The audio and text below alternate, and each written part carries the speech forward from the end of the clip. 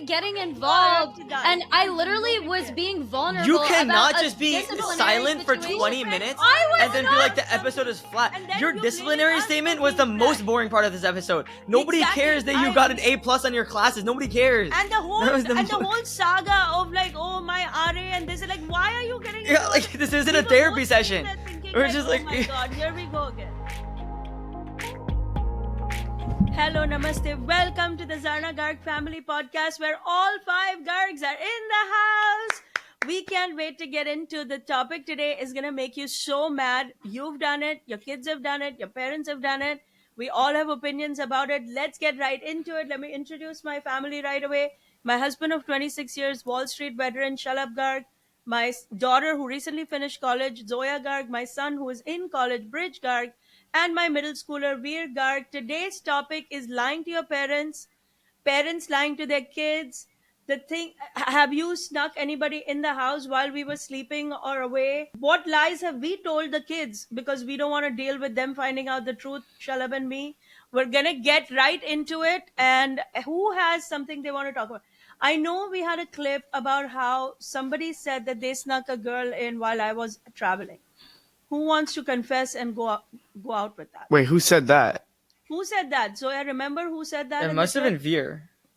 Yeah, and Veer, by the way, is very plans ahead of time. So he actually came to my room once and told me, "Dad, I just want to let you know that there is going to be this girl visiting, and you're welcome to come out or not come out." But he told me in advance. He didn't sneak her in. He actually planned ahead of time. No, that was a different time. Two separate times. So you did sneak somebody in? And there was one time I snuck somebody in, and there was one time I told Dad ahead of time. But why would you sneak somebody into the house like that? Mom, sometimes you can just be a little strict, and it feels like there's a foot on my neck every time I bring someone over to the house, and there's the foot is on everyone's neck, Veers. You're not the only one. I mean, the foot is so on everybody's neck that the neck cannot breathe. And my neck belongs to that foot too. And I think it's true for everyone in the family. Every time I bring someone over, Mom always tries to get them involved in something that's just beyond friendship. It's always like, I've had friends in 5th grade act in skits with us for no reason. I've had friends be pulled into family dinners that were not planned at all. All this stuff, and it just feels like you guys cannot have healthy relationships, Brij, Zoya, is because of your mother. Is that what you think? What? Because everyone that comes, I remember when Brij was in a relationship or when Zoya was one, she tries to include them all in her social media. Social media. I see. I'm trying to be warm and no, I don't force anybody to do my social media. You may not quote unquote force, but you push enough that they probably feel uncomfortable. Half these kids want to be on my account. Are you joking with me? I don't want to be on your account. How will they want to be on your account? Okay. All right. You're hearing it first here, podcast people.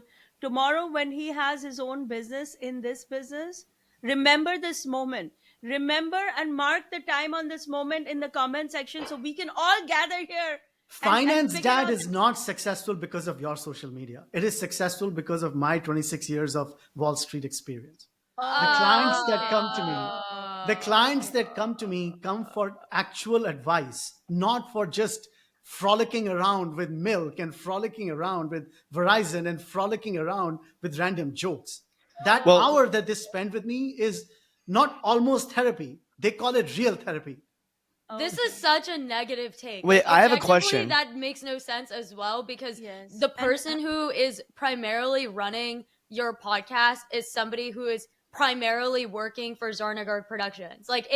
Every part of what you just said is objectively not true. But that person will tell you, if she was able to be honest, which she cannot be because she's so overwhelmed by her boss, that she finds it more productive to work with me than to do anything for her boss. But I'm not going to put her under the bus, because how can that young woman talk like that in front of her? Okay, I see. So these people would have just found you out in the world walking around. The hundreds of people that you're consulting with today, your successful Finance Dad podcast that you launched was, first of all, entirely your idea, I'm sure, since you're such a connoisseur of podcasting. anyone will take inputs from everyone around them. That doesn't make it much. It's not their idea. Oh, okay. Here the cracks arrived. The cracks in his argument have arrived. Okay, but if you're continue. Okay, wait, I have a question. So, not a question. Me and Baya have, Baya kind of told me about something big that happened recently when he came back from college. He's in New York now. And I just thought that we should save it for the podcast. And I think now would be the perfect time for you to present what happened, Baya. What happened? Yeah, so basically, right before I left college, I was taking this class. And in this class, it was a science class. And I got an A on a test in the science class. Why is that? No, why is that something? Bridges it's big news. He's I not agree, Veer. telling. But no, Veer explained He's that I had hiding. big news to share, and There's I something explained else, big news. obviously. There's something else, and we know it. What else? Science class. That's the Yeah. news. That's Baya the news. utilized his driver's license for the first time. Bridge, no. No. What did you do? Okay, I drove into the city. I've driven into the city twice now, and I think that it wasn't okay. Listen, driving in itself, if you're a vigilant driver, is not that difficult or that scary. The people who really suffer with driving are the ones that are too scared when they're on the road and they don't want to make certain decisions, or the ones that are completely reckless and go way over the speeding limit. But if you Bridge, go near I have the a question. You're only 19 years old. You can't rent a car without a parent's approval. So how no, did you rent? you can in New York State. At 19? Yeah. Oh, wow. I did not know that. I thought the minimum age was 21 or 25 even. And every other state, yes, except for New York State, and I think Michigan. So here you can. And I did do that, and I did drive into the city. I will say driving into New York City is the most complicated experience I've ever been through in my entire life, because like they make it so hard to understand where you need to go to get to where you need to go. But yeah, I drove into the city. It was a very safe experience. Yeah. And what made you do it? Because generally you just take the bus. Why did you drive? Well, first of all, economically, it's a lot cheaper to rent a car and get into the city, because if you split it with like 3-4 people, then everyone's paying about $40, which is a lot less than the people in the car. Oh my god. which is a lot less than a bus ticket, which would be $70, $80, $90. But it also makes you liable for them, right? If you had it also makes you liable for them, which you can get protected for because of the car insurance that rental cars have. No. That's not going to protect for their lives. It's only going to protect for the damage to the car. Wait, so let's say that Brij did get in an accident and 2 of the kids got severely injured. Would that be on Bridge's record? It could be felony. On Bridge's record, it could be a crime. It would be on us. The minute they realize that he's who his parents are, and in this case, doesn't even need to be famous people or anything. The parents are liable. There's so many levels of liability, guys. It's wow. I and would if they never found do like that. not that he would drink, but if they found like even an iota of alcohol on his breath while having that accident, he would go to jail. Bridge has never drank He alcohol. would literally go to jail for life. But he's that never was drank that. alcohol in his life. Like Yeah, that is fine. not. The thing is that listen, we've had this discussion 100 times. I don't think it's worth the risk, but you are a grown man now and you should do what makes sense to you. I don't know what else to say. I also think it's valuable to know how to drive into the city.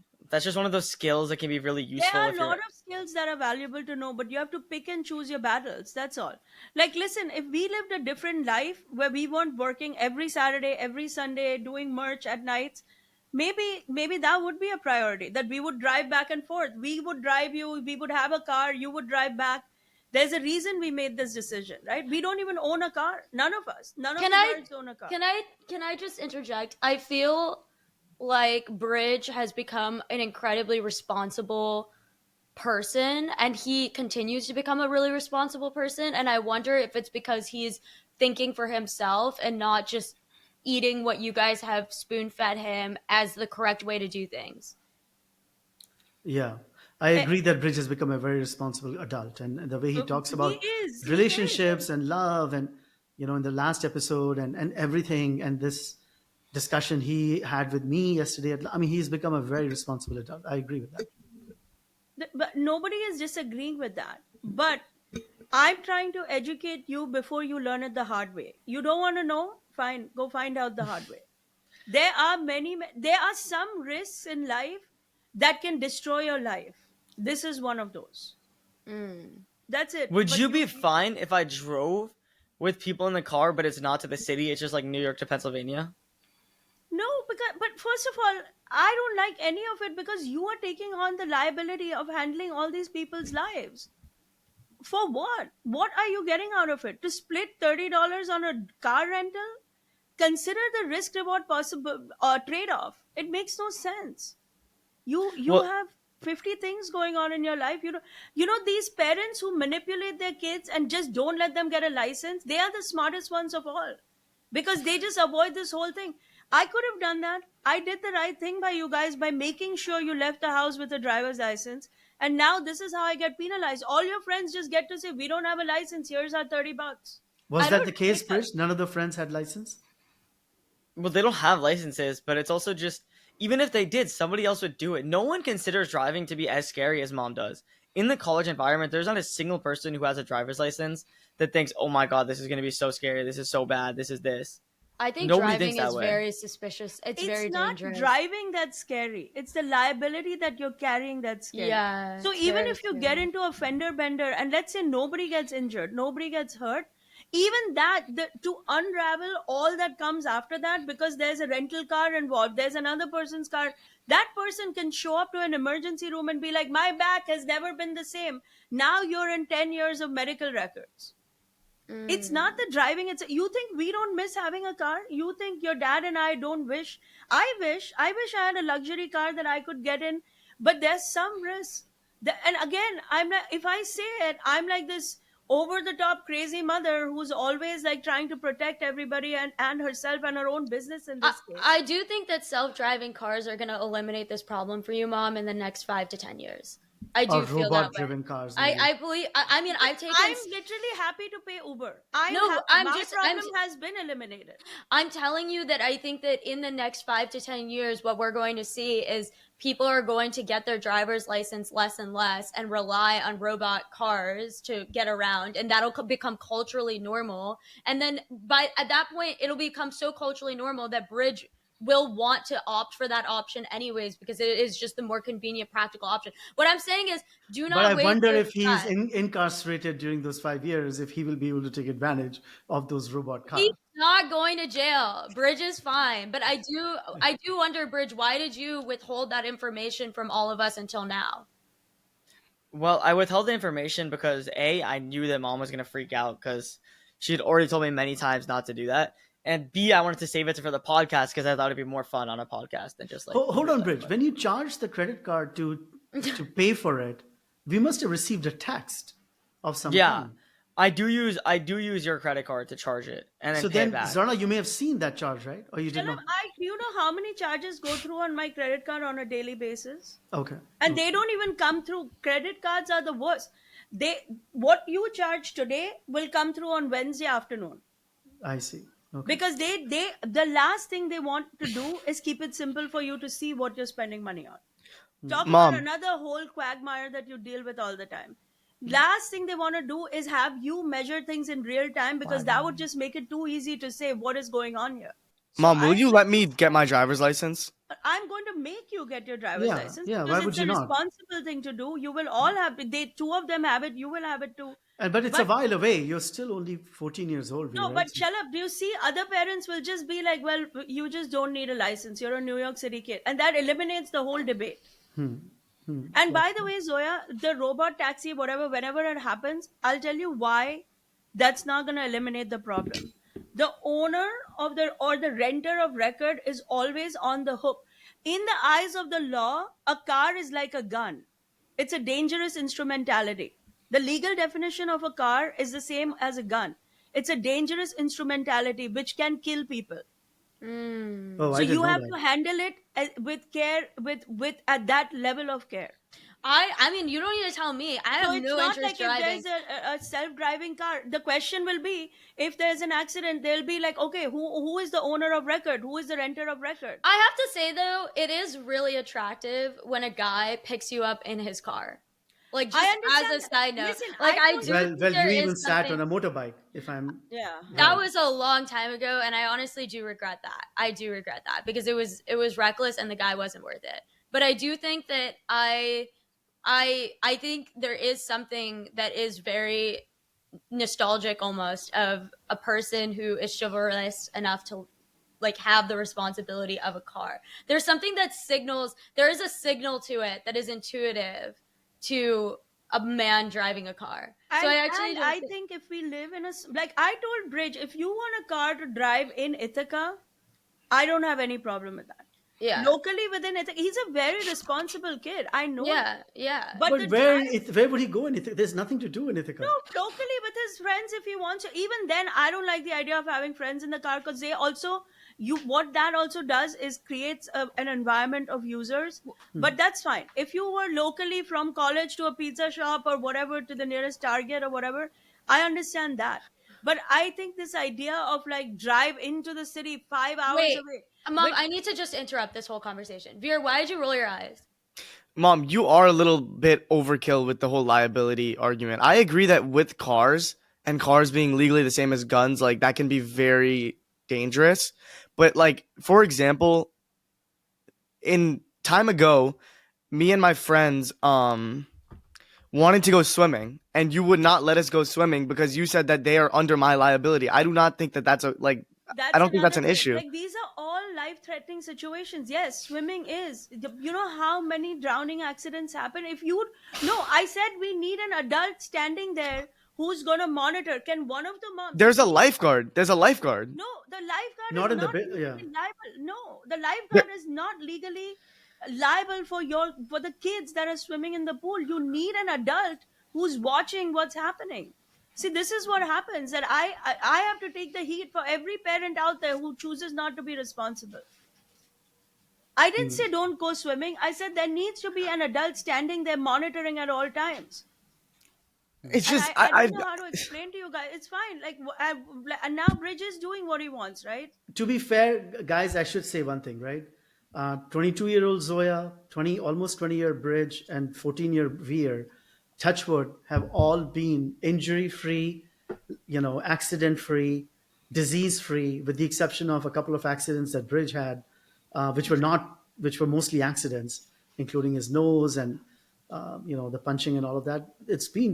And all of that is not by chance, right? Somebody did watch out like a hawk for the three of you to grow up in the city like New York in the way that you did. My thing is also, Brij and Veer, there's no way that you guys aren't going to be extremely overprotective parents too. Especially you, Brij, who has taken such an extreme stance on the liberties and freedoms. Like, I know you so well. Like, you are going to be so protective, like insanely protective. There's no way that you're not. I think we should have more sympathy for mom in this situation for all of the, like constantly having to worry about every detail. But I have to say, just as somebody who is consuming that whole conversation, everything about it literally sucked the fun out of everything, right? Like, I feel exhausted hearing all of that. I mean, I can't be the only person that I wonder if you are a podcast listener and you've made it to this point, please let us know if after that entire rant you feel exhausted. I feel drained from that. That was just not fun. Let's like move on to a fun topic. Of lying. Fun topic of lying. Fun topic of why do we feel compelled to lie to our parents? What are the topics that make us lie to our parents? Do we have a responsibility to tell our parents everything that happens in our lives? I used to think that I needed to tell mom and dad, not really dad, but mom, every single detail of my life. Recently, I don't feel like that's true. Recently, I've been keeping a lot more to myself and exploring. Well, you are also like a fully grown adult. Yeah, we've made it out. Thank you for pointing that out. We made it out. As a 22-year-old, I feel like I have been recently like, okay, I'm gonna actually keep some details to myself. I've been journaling a lot more, working things out with my own mind, and I have to say, it's been really, really liberating. Zoya, in 1 year from your age today, your mother and I were married. I have no interest in that timeline. Every time I'm not saying you should. Because what are you implying by that? What you're implying by that is that I need to get married by the next year. Not what he's implying at all. I'm just saying that it's a very grown-up age that you're at, and that ultimately, if you are processing information and emotions and life internally, that is how it should be. Not as, I'm glad that is happening. Well, yeah, I haven't been keeping many secrets because I don't have that many secrets. Maybe I should break the rules more. I don't know. Could be true. I would say, I mean, this is a pretty honest thing that I can talk about on this podcast, but I will talk about it. When I was in school, I got myself in a small disciplinary case that was really, really hard to deal with. I was in a friend group that was involved in a few like issues with an academic class that was particularly hard. I did something that I wasn't fully proud of, and I got in trouble for it. And I was very upfront with what I did and how I took responsibility for it. But as a student, I was dealing with a lot at that point. My RA had killed herself. I was in a freshman dorm that was involved in that, and I had also been dealing with being diagnosed with like a small thyroid disorder, which I actually wonder if any of the podcast listeners do know about this, but a lot of brown women get these like thyroid disorders that totally whatever mess with their energy. It's like a whole thing, but I didn't know that I had it. And My mom had it all her life. Yeah. Yeah, it's like I got it from her. Yes, thank you. Yes, because mom doesn't have it, by the way. So I definitely got it from Dadi, which is so bad. Yeah. Anyways, so I was dealing with all these issues. I was struggling in this class. I did something I wasn't proud of. And I was dealing with the consequences of it. Thankfully, the consequences of it weren't that dire. I had to retake the class, and I, ended up getting removed from my transcript, the other class, and the bad grades that I got. But when I was dealing with the thick of figuring out what the consequences and penalties were going to be, I was very upfront with my mom. And I was upfront with my brothers too. I didn't really involve dad that much in it because I didn't think he could help me. But I was very upfront with all my family members. And I know that the other students in that circumstance were not. They were not telling their parents about what was going on. They were afraid that their parents would look at them in some negative light. They were afraid that their parents would like disown them and just immediately discount their perspective on the issue at all. Now, I'm not saying that I'm saying that I did do something objectively wrong, and I did it with a group of people, and I did it in a context where I was really stressed about 100 different things. But I did take responsibility for it with my parents, and if I hadn't had my parents' support through that issue and my family support, I would have, I think, put myself in an even worse position because I had my parents watching over the whole thing. I think if I had lied, I really think I could have gotten myself in way more trouble. And in fact, some of those students ended up having that circumstance because they didn't have the guiding wisdom of an adult. I guess my question to you guys is, why did you guys trust that we would work it out together versus like immediately penalizing me and being like, Zoya, you made a mistake. This was stupid. Oh, because we've all been through it, Zoya. If it's disciplinary issues of the kind that you went through, neither your mom or I would ever not support you because we've both been through, I have necessarily been through my own share of them. And, your mother has at some level too. So we would never, ever not support you in situations like that. Now, if you keep repeating them, one and then another one the next year, then of course there is a actual personality issue, right? Or actual behavioral issue, and that needs to be addressed. But you were probably the most disciplined, hardworking, performing student person that I've ever seen. I think what's interesting though is like right now parents are dealing with a crisis that is like AI, right? Like students are using AI in their work. Teachers don't know how to deal with it. They're often penalizing students at like a much higher level of severity. Like Brij has this crazy story of this kid. I mean, I don't want you to you don't have to tell the story if you don't want to, but like I do know that a lot of institutions are now penalizing students for not having the discipline to like not use AI models, even though objectively it is smart to be learning how to use AI in every part of your work, as long as it doesn't take away from your own ability to like cognitively think.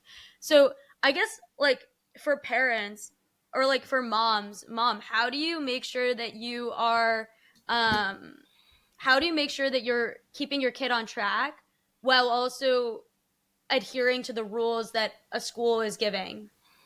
I don't and I can't. I can't see what Brij is doing in college. I can't see what Veer is doing. I couldn't see what you were doing, but I trust that you will follow the rules. You are kids who followed the rules your whole life while you were home with going to school. Why will you not when you're in college? Brij, why did you give that look? Because what do you mean by follow? Do you mean follow every single rule that colleges lay out for you? No, I mean, there will be guidelines on what you can and cannot do in every class. But in class, nobody is catching. If you use AI for any one of your classes, nobody will say a thing. At least in my institution, But you will not get taught. maybe that's the rule at your college then. Maybe that's what. No, it's the I rule have is you I have can't a- use it. I have a question, Bridge. How is this different from when the internet came around in 2001 or 2000? I'm sure 'Cause the even- kids that Ev- were in college then all of a sudden had access of every kind on the internet for the first time, and they misused it too. Or how is it different than when the calculator came around in 1975? So I talk about that extensively with my argument why AI should be fully allowed in every single institution from 9th grade onwards. But what I will say, if you use it irresponsibly, the internet or the calculator have never been able to solve a math problem the way that ChatGPT can, never been able to summarize articles the way ChatGPT can, never had the ability to write entire essays for you, grammatically check every single thing you do. I mean, it does so much more than just give you information. It gives you solutions to every single thing. If you have a computer science problem, you couldn't just type that into the internet like a whole worksheet problem and it gives you an answer fully tailored to the rubric. But if you do that in ChatGPT, it will. It's an entirely new form of intelligence. No, I get that, but here's the thing: that first of all, ChatGPT lies a lot. Just so you guys know, it's not always right. Because I use it in my business, and half the time I'm like, what does it say? I remember when our book was a New York Times bestseller. New York Times had already announced it. And 2 days later, ChatGPT was like, there's no record of Zarna Garg New York Times bestseller. So whatever. Chat has its own problems.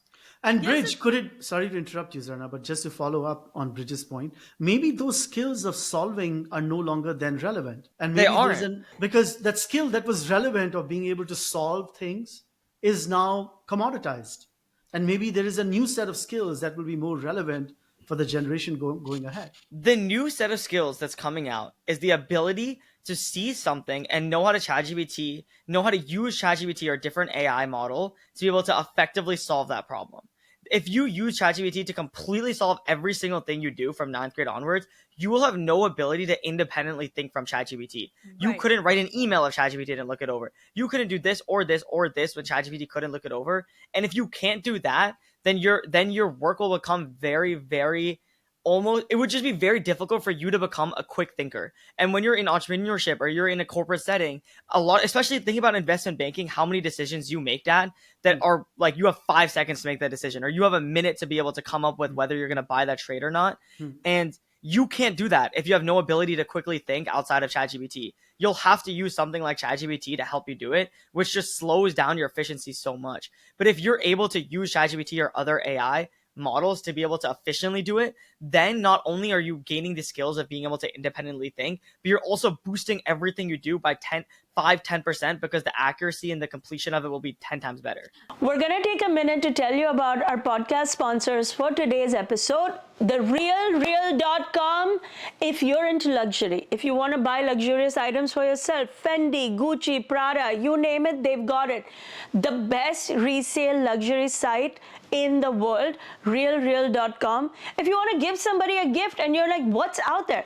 The Real Real updates every day. They've got thousands of new items. Sometimes you think, oh, is the luxury resale gonna have the latest? They have it all. Check them out right now. I love hanging out on their website just to see what's up, what everybody's buying and selling. You can buy at the Real Real, you can sell at the Real Real, all those fabulous items that you love at discount prices. You absolutely must check it out. The Real Real is the world's largest and most trusted resource for authenticated luxury goods, with thousands of pre-loved luxury arrivals daily. Daily! I don't know how they're doing it. No one does resale like the Real Real, and no one does the holidays. No one makes the holidays shine brighter than the Real Real. And for your first purchase, $25 off when you go to therealreal.com and put /Zarna. Realreal.com /Zarna to get your $25 off. Start shopping now at therealreal.com /Zarna. And let's talk about ChatGPT lies for a minute. I mean, ChatGPT and AI models lie to you. They're the interest of these companies is to get you as comfortable, familiar, and interested in using those AI models all the time. It's not the same necessarily as Instagram or TikTok, where your attention is immediately being commercialized. It's not like your attention equals dollars, but when you are using a model, they want you to spend as much time using their model as possible. So it's in their interest to make sure that that model doesn't anger you enough to just get you off of their platform. And so that, with that knowledge, it's extremely important to be very discerning about what output you're being given, especially if it's a subjective opinion. Like, I think one thing that is really interesting is sometimes people book me for consults. They book me for like an hour for marketing advice or how to sell a book, or, a variety of different things. And one thing that I'm seeing is that ChatGPT is leading people to believe that really bad advice, like I should quit my job and go start a company immediately, or I should quit my job and on the basis of this idea that I came up with a robot, I should pursue this thing full time. And while I think it's really amazing how many people are feeling a lot more courageous with the advent of AI, we have to be really careful about what it's suggesting people to do. I mean, I it's insane. ChatGPT can lie to you and will lie to you. Just hold on. There have been addictive things through the last 50 years of my life. Every 10 years throws something up. And I'm sure chat is different. I'm sure AI is different. I'm sure it's going to change this, that, and the other thing. If I've learned anything in my life, I've learned that the people who don't want to take shortcuts, who don't like to take shortcuts, will not take the shortcut. Yeah. There are people who will get drawn into this, and if it wasn't chat, they got drawn into the brain rot of social media. Before that, they got drawn into something else. Who you are is who you are. You will learn. Everybody in this room, everybody who listens to our podcast is very smart. They know what AI is doing. Nothing that you're saying is like, the third time ChatGPT is telling you, you asked a great question, you're like, okay, you know what? Even I know I'm not that smart. I just find that so irritating. Exactly, because you're like, all right, now you know that it's pandering to you, even though it's a machine. It's been designed to do that. And there's gonna be something new. You think your kids won't have their own version of something that's gonna be the big scare? Like, ooh, your kids are gonna be drawn into this. This is the human existence. Like, new things happen all the time. I remember when social media was new. Both Brij and you were in middle school. Zoya and Brij were in middle school, and people were convinced. Everything was like, ooh, social media is gonna ruin the kids. Social media. There are kids out there today using social media, building billion-dollar companies, actually actively building. There are kids all over the world learning math because social media made it free for them. There's gonna be some good that will come out of it. There will be some bad that will come out of it. And the people who are drawn to the bad would have been drawn to something bad anyway. You know how easy it is to eat fast food in America, and yet I have 3 kids who yell at me when I go to McDonald's. Yeah. Like, I wanted to go to McDonald's this past weekend, and our producer was like, I'm gonna take a photo and send it to the kids. Like, literally, you guys They have a veggie burger. McDonald's has a veggie burger. No, sometimes it's the only thing there. I throw the meat out and I eat the rest of it. Oh my God, that's what you do, Zarna? Because sometimes, do you know where we were this past weekend? The middle of nowhere boonies. There's nothing there. This is your only option. I'm so sorry to hear that. You would actually throw the steak patty out and eat the rest of it. Yes, and I've done it, and I'd do it again. And then this woman, the producer, who's a friend of the kids, is like, I'm going to take a photo because I was... Okay, hold on. She's not... Let's just, for a second, she's not saying that because she wouldn't support you in your decision. She wants you to eat food. It's just, I was going to buy a sundae, but... Yes, we know. I know that you were going to buy a... I know what was happening. Most kids in America are busy eating fast food, but you 3 have become like yogis. I don't know why. Like, just smoke something. Because you raised us to be yogis. But what I'm saying is that the kids who like to learn, right? Like, you sitting there, like, reading classics text. Why are you wasting your time? Sometimes I'm yelling at you, use ChatGPT, let's get it done, go. But you don't like, and you're not, I'm saying that the spectrum is full of people like you, and there's people who have been looking for shortcuts for 50 years. Oh my God, let me drop a quote. The long way is the short way. That is my own quote. That is my own quote. No, and you butchered it. I don't get that. The short way is the long way. Oh, okay. Oh. Yeah. Literally can't even That is so embarrassing, Zoya.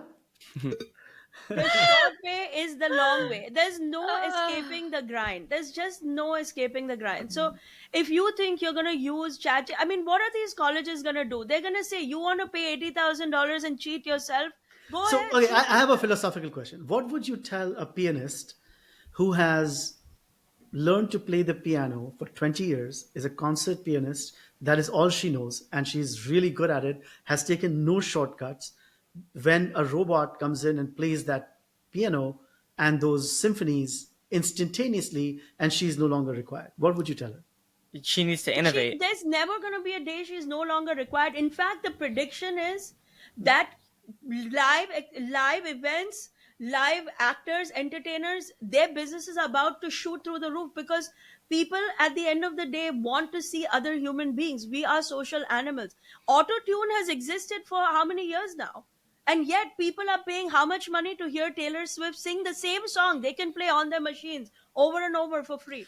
But Why that's are the they paying top all that? 1% of pianists, not all of the No, pianists. but I would say Bridge, the pianists that are not the top 1% need to innovate. They need to figure that's out a not way to true. fit in with the new entire AI Entertainers society. across the board are making more money today than they ever did. You go into a local restaurant, they will have a live pianist. They could have an auto tune machine just play it. Why do they have a live pianist? Why do they have a live cellist? It is true that there is this threat, but we will counter the threat with human. Listen, life is about evolving. Life is about the yin and the yang. More people sitting at home with their computers. Eventually, you want to shut this computer and be like, what am I going to do with my day? What am I going to do with my life? Mm. There's just no way around it. Today, gyms have hangout spaces. Who ever thought? Do you remember, Shalabh, 20 years ago, the whole idea was go to the gym, get in and get out. Today, gyms have entire lounges. Come, hang out here. Why? Because That's people so missing the true. human experience. That's so true. It's not so easy. It's not so easy to replace. If it was so easy to replace human beings, it would have been done 100 years ago. Yeah, it would have been done. It's true. But the amount of people going to live events does decrease, especially for piano.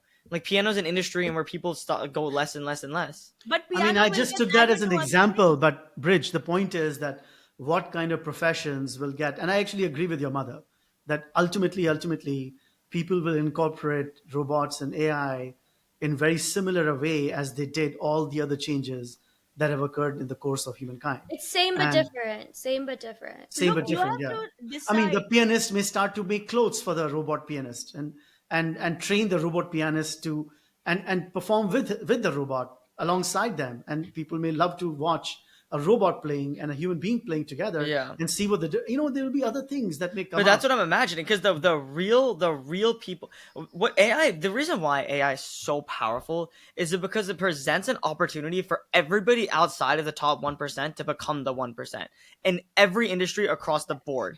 It Yes, now gives everybody a leg up. So all those older optimism. pianists, That's what we need it to gives focus on. optimism because all those Yes. pianists that aren't in that 1% that get like the hundreds of millions of people, hundreds of thousands of people in their crowds, their tours, whatever, they can now take advantage of AI to advance their careers 100-fold. The music they produce, they can now do it more efficiently, more quicker, put better music out there, get better rated adjusted music. Eventually, the person who invents the robot that can do a piano will have somebody on that invention team will have to know how to play the piano.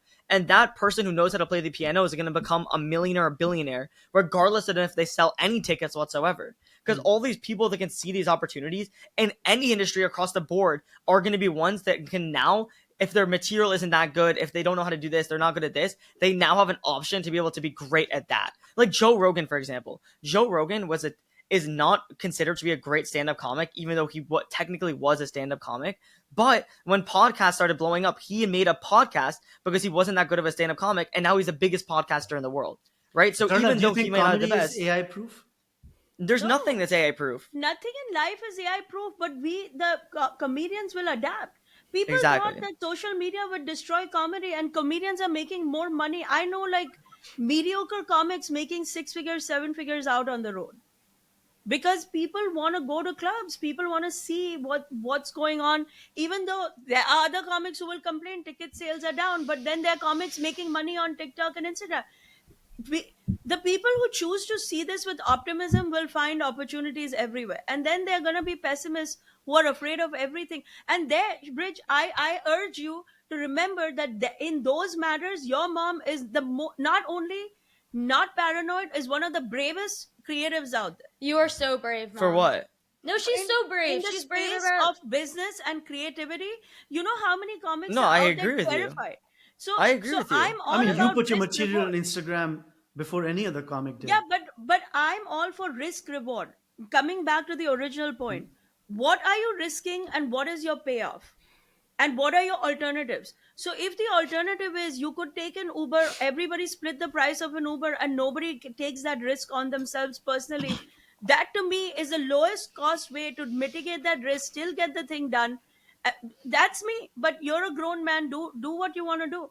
I take so much risk in my business life and I'm proud of it. I take more risk than 20-year-olds out there who have nothing to lose, and I come out and we win because of it. We're going to take a moment to pause and tell you about our sponsor for today's episode, BetterHelp.com.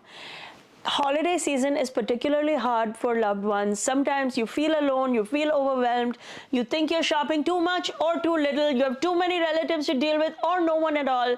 BetterHelp can help you. 30,000 plus mental health professionals on standby, easy to access on betterhelp.com. A 4.9 out of 5-star rating with 1.5 million plus client reviews. You're missing out on something by not checking out BetterHelp. Help is around the corner for you or for your loved ones. Do not delay. This is the simplest way to get help. This December, start a new tradition by taking care of you or taking care of others. Our listeners today get 10% off at betterhelp.com/Zarna. That's betterhelp, HELP.com/Zarna. Check them out now. Thank me later. Anyway, coming back to the original topic of lying to your parents, Shalabh, in the chat, in the original clip that we aired about this, you called me an absentee mom. You said it's easy to lie in our house because you have an absentee mom. You said that to the kids. And I want you to tell people what you meant by that. I mean, I'm just saying that you're on the road all the time and working 18, 20 hours a day, which makes you an absentee mom. And, the 18 to 20 hours a day that you're working, while it's nice, but, ultimately it's your job to be at home and watch the kids, right? And and you're no longer And you are available. home those hours when I'm gone. Is it your job to watch the kids? I mean, that's not how I was raised. My mom always told me that me and my brother, our only job was to be providers and not to go. And by the way, I want to point something out to you kids, and your mother will corroborate it. 1 year into our marriage, we were living in Europe, okay? And we had a small kitchenette in that small apartment in Sweden that we were living at. She asked me, and I used to make the best arhar ki dal and rice at the time, right? And I went into that kitchenette to start making that dal and rice. And your mother said to me that she does not want me to set foot in the kitchen and she will do it instead. And I told her, Zarna, I am glad and I'm happy you're saying that to me.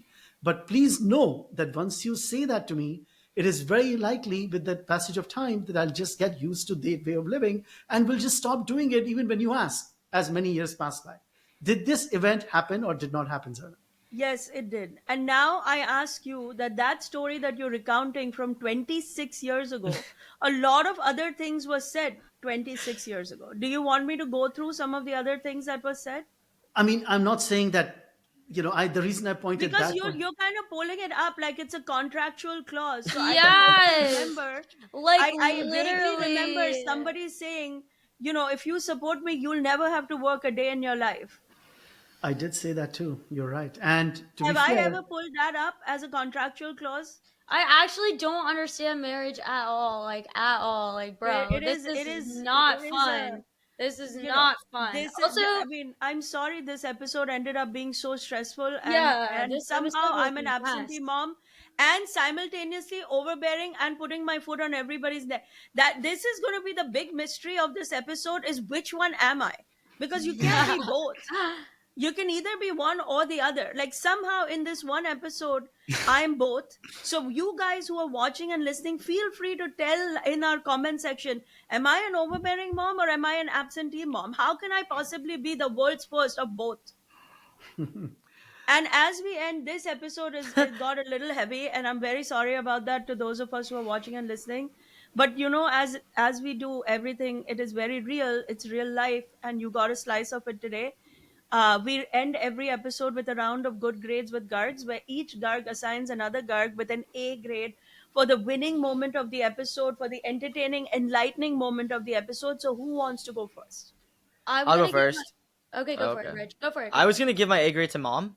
I think her quip about her being the most overbearing and also the most absentee is just like hilarious, because how could that even make, that's the most contradictory things in the world, but it's really funny. I'm going to give my A grade to Zarna as well, because she's right that when she noted that, alongside, and the absentee mom quip was obviously a joke. I do not think if there's ever a engaged mother, Zarna is the definition of it. But she's right that the contractual agreements have to go hand in hand, and on the agreement of not, and truth be told, the last 4 years our family could not have survived without her career, and the amount of hard work she's put in. And for that, I have to give her the A grade. I'm gonna give my A grade to the audience and to our listeners. I felt like no Garg deserved an A grade today. I felt the episode was a little bit flat and a little bit like just a lot of information being thrown in a way that even exhausted me, honestly. I was like, dude, okay, we get it. Car, okay, we get it. More rules, okay, we get it. Like, but you know what? That's what a family is maybe just exhausting each other to the point that we actually then make bad decisions and then come back and recalibrate. So I am giving my A grade to anybody who made it this far. I will give my A grade to Dad for the pianist psychological question. I appreciate that. Are you joking with me, Veer? That I'm going to challenge this A grade for the first time in our podcast. I don't think it was that deep. Who thought that was such a deep observation? The pianist. I mean, it did lead. I'm gonna challenge Didi's A grade. I think Didi's A grade is ridiculous. If the episode was flat, you should have changed it. Exactly. And, like, just say something then to make it better. You didn't do anything. You can't. You can't. You cannot. Yeah, you can't. What am I talking about? She asked a question. It's a ridiculous A grade. I was literally getting involved, and I literally was being vulnerable. You cannot about just be silent for 20 minutes and then be like, the episode is flat. Your disciplinary statement was the most boring part of this episode. Nobody cares that you got an A+ on your classes. Nobody cares. And the whole saga of like, oh my RA, and this is like, why are you getting? Yeah, like this isn't a therapy session. We're just like, oh my god, here we go again. Oh my god. Well, and then she blames us for being flat. And then she blames us. Which is maybe be more interesting, and then the episode won't be flat. And we take back your A grade and reassign it. My A grade is standing. Oh, yeah, I like that. Oh, of course you like that. Like, he is forever, literally, your dad simps for you guys. Capital A grade. Mom, you can go. I'm giving my A grade to nobody, and especially giving an F grade to my producer, who yesterday threatened me at McDonald's when I was about to walk out with a meal and with the ice cream sundae. She was taking photographs and sending them to the kids.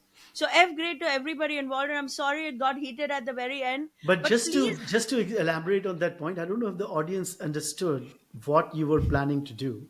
So my wife was going to go in the middle of the night to a McDonald's in a suburban New York town, which probably is very scary. In other words, it's not dangerous. Like a lit McDonald's, right? It's like in a side of a shanty little town. She was going to go inside that McDonald's. She was going to order a Big Mac menu with fries probably and Diet Coke, because that's what she likes. She would have taken that burger. She would have taken the patty, that meat, which I don't even know what that meat is, but she does not eat it. People know she's vegetarian. She would have taken that patty out and thrown it in the garbage, which then meant that it would be left with that cold bun and some lettuce and some onions in it. She would have eaten that cold bun with lettuce and onions with the Diet Coke and those fries that are satiated with that steak juice, because that's what they... Dad, this is not fun to listen to. I'm just saying that is the kind of work. Can I tell you what upsets me about that? Like, actually, on a real note, you say all this, right? Like, we all understand how hard Mom is working, right? And it's for that reason that everybody is out there fighting on the front lines, doing everything possible like, I feel like a little bit, like, I can say it's true for me, and I don't want to speak for the boys, but I really don't think that I could be sacrificing more in my life to try and get this business off the ground and get Mom into the best possible headspace that she could possibly be in to succeed at the level she needs to succeed at every single day to make this happen. And what upsets I me don't think I can say that for myself. yeah, and so what upsets me about you going on this long rant about the steak juice and the this and the that is you see all of the pain and all the things that she's dealing with, and I feel like you think that by saying it out loud, it alleviates some guilt of like how much work is being put in to make this happen, and it doesn't. Like, in order to actually fix all of this stuff that she's going through, it's going to require all of us actually stepping up and figuring it out. It's like, and I know I'm going to get flamed on the podcast for calling you out on this because it's going to be like, oh my God, how disrespectful of the daughter. But I'm equally angry, and it makes me even more angry when you're just monologuing about it. Like, you were monologuing about her back pain yesterday. Like, you got to just go and fix it then. Last thought, and then we can end the thing forever. I just want to point out, and I want the audience to like watch this or be on the lookout, especially our true watchers that watch every single episode. Since the journaling episode where Veer gave a beautiful monologue and really explained his journaling aspect, has Veer contributed anything to this podcast? Like, does he speak at all? And like in any of the podcasts, like for more than 2 minutes, 3 minutes at a time? Can somebody I just want to be known in the comments, because Didi's talking about sacrificing and making this whole thing work.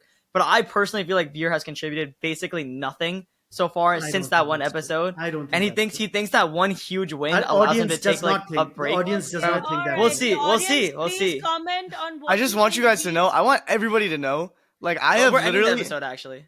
So yeah, thank you. No, finish. Brij, give your thought. I've literally been writing essays and applying to like high schools all week. I feel like insanely sick right now. I have food poisoning from Didi's terrible cooking last night, and I'm on the brink of I was on the brink of leaving this episode early to try and go fix my drink water and fix everything, and I'm not in the right headspace to be doing this right now. But okay, all right, this was very fun. As you can see, we are a very fun-loving family. And by the way, the reason the chicken was bad was because Brij told me to air fry the How is it my fault you don't know how to air fry chicken? It is not that difficult to do. Please bring other people into this mad family situation of ours. We can't wait to hear more from you. Thank you so much. Bye.